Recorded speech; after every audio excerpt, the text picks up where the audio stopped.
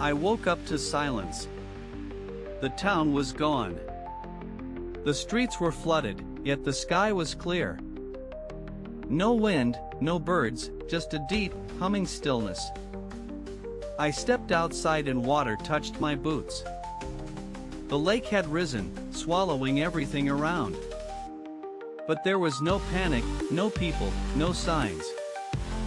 Just still water, and my own faint reflection. I walked toward the edge of the submerged road. Mailboxes stuck from water like forgotten tombstones. He stood there, still, soaked, and staring at me. His coat dripped slowly, though the air was dry. His eyes were hollow, but they followed my steps.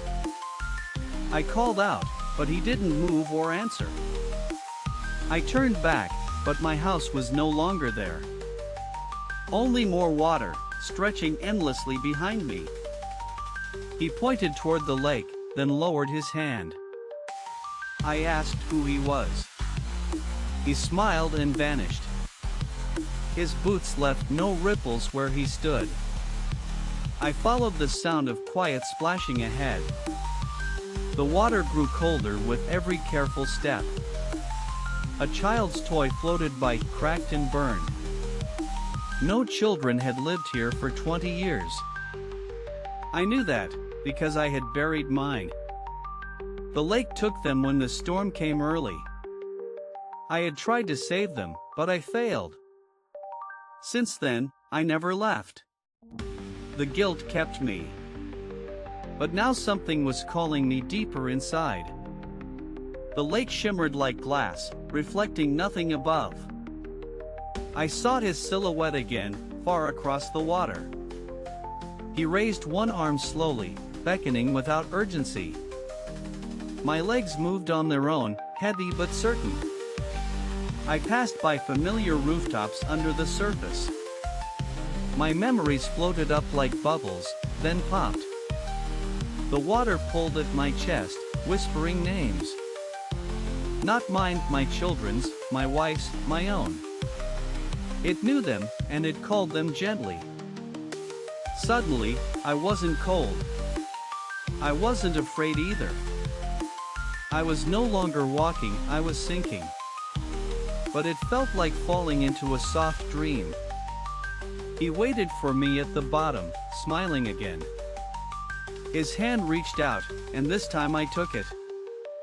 I saw what he saw, everything, everyone, forever.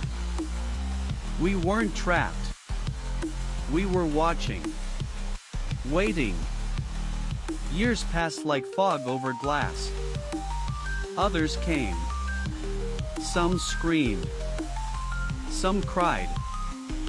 Most just followed, like I had, without question. I watched a boy drop a flashlight into the lake. He paused, then saw me. And he ran. That boy became a man, and came back. He was older, but the fear was the same. He built a cabin on the edge, far from town. Every night, he lit candles and spoke to the water. He asked questions I couldn't answer anymore. He spoke my name, but I had forgotten it. We weren't meant to return once we crossed. But he insisted. He kept calling for weeks.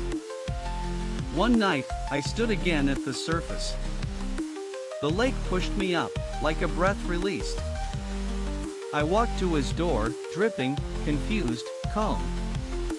He opened it. He cried. He thought I was saved. But I didn't speak. I couldn't remember how. I just looked at him, and waited for the lake. He followed me, slowly, like a sleepwalker does. We stood at the water's edge in silence. He asked, "Will it hurt?" I didn't know. He stepped forward anyway, and the lake accepted him. Two more stood now, waiting beside me below. Each with a story, each with someone who called. The lake grows deeper with every broken heart. It keeps memories like sunken stones, never rising.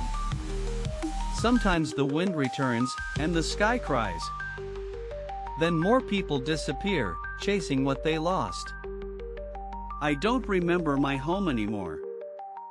I only remember the lake, and his eyes.